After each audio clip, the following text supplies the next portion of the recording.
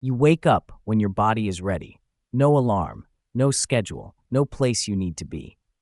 For roughly 300,000 years, this was not a luxury. This was just Tuesday. Think about how you spend your day.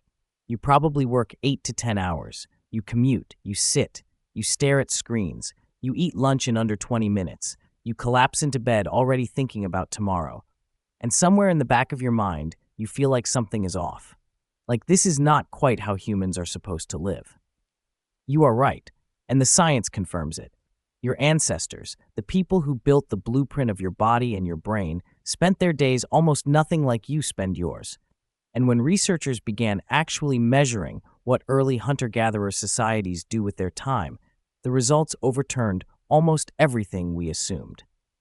In 1963, anthropologist Richard Lee traveled to the Kalahari Desert to live among the Kungsan people of Botswana. These were people still living in a way that archaeologists believe closely mirrors how your ancestors lived for most of human history. Lee kept meticulous records. He tracked hours spent working, resting, socializing, making things, and doing nothing in particular. What he found stunned the academic world. The Kungsan worked, on average, about 15 to 20 hours per week to meet all their food and survival needs. That is it. The rest of their time was spent resting, talking, playing, dancing, and making art. 15 to 20 hours. You probably worked twice that before Wednesday. Lee called them the original affluent society, not wealthy in objects, wealthy in time. And his finding was not an outlier. Anthropologist James Suzman, who spent decades studying the same communities, confirmed it in his 2020 book, Work, A Deep History. Across dozens of hunter-gatherer societies studied in the 20th century, the pattern held. Subsistence, meaning finding and preparing enough food and water to survive, simply did not consume the bulk of the day. So what did they actually do? Let's reconstruct a day. Not a dramatic day, not the day the mammoth charged or the river flooded. Just an ordinary day somewhere in Africa, roughly 50,000 years ago. You and your group wake slowly. Dawn is already warm. No one rushes. The campfire from last night is still smoldering, and a few people add wood without being asked. There is no word for morning meeting. There is no agenda. A few children chase something small through the grass. Someone laughs. The women, and in many groups the men too, begin to assess what is needed. Foraging, the technical term for searching and gathering wild plant foods, berries, tubers, seeds, and nuts, is the backbone of the diet.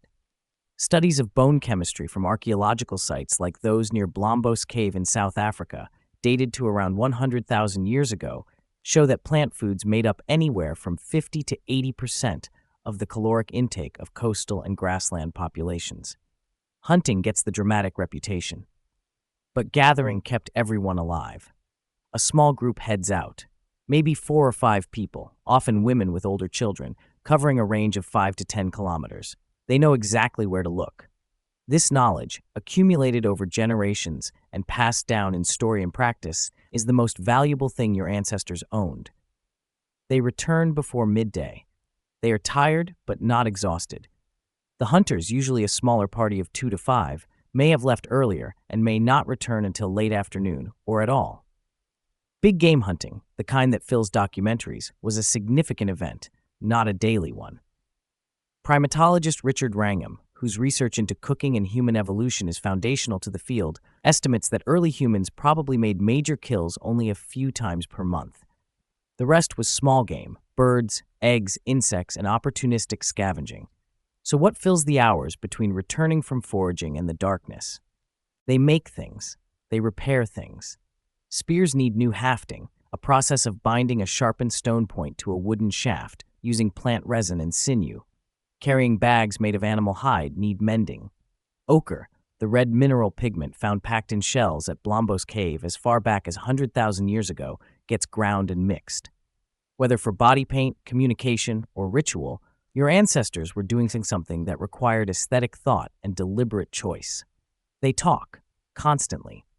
Anthropologist Polly Wiesner spent years analyzing the conversation content of the Kungsan and found that daytime talk was dominated by practical matters, resource sharing, and light social gossip. But at night, around the fire, it shifted almost entirely to storytelling. Narrative, recounting hunts that happened years ago, describing relatives in distant groups, building a shared imaginative world. This is how culture is created and maintained, not in institutions. Around a fire. They play. Children in hunter-gatherer societies are rarely told what to do. They observe adults, they imitate, and they run.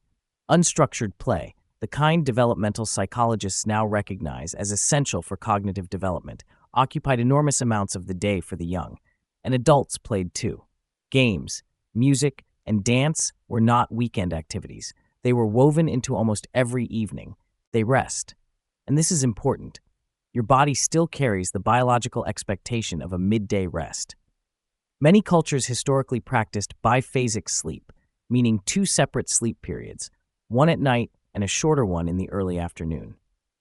Sleep researcher Jerome Siegel and his colleagues, studying modern hunter-gatherer groups in Tanzania, Bolivia, and Namibia, published a landmark 2015 paper in Current Biology showing that these groups consistently slept between 6 and 7.5 hours, mostly at night, but with frequent rest periods during the hottest part of the day. Your ancestors did not grind through fatigue. Their bodies set the rhythm, and your body still expects that rhythm. The afternoon fog you feel at 2 in the afternoon is not a character flaw. It is a biological signal 400,000 years old. Here is the counterintuitive twist. When agriculture arrived, roughly 12,000 years ago, humans did not get more comfortable. They got more tired. Skeletons from early farming communities show increased bone stress, dental decay from grain-heavy diets, and reduced average height compared to the hunter-gatherers who came before them. Farming created food surpluses, but it also created something new, the concept of working all the available daylight hours. For the first time in human existence, the day had to be maximally productive. Leisure became something you earned. And that logic, 12,000 years old, is still running your schedule today. The ancient day was not idle. It was full. It was just full of different things. Movement, not exercise. Connection, not networking. Making, not consuming. Rest, not recovery from exhaustion. You wake up when your body is ready. No alarm, no schedule, no place you need to be. For 300,000 years, that was not a dream. It was just what being human looked like.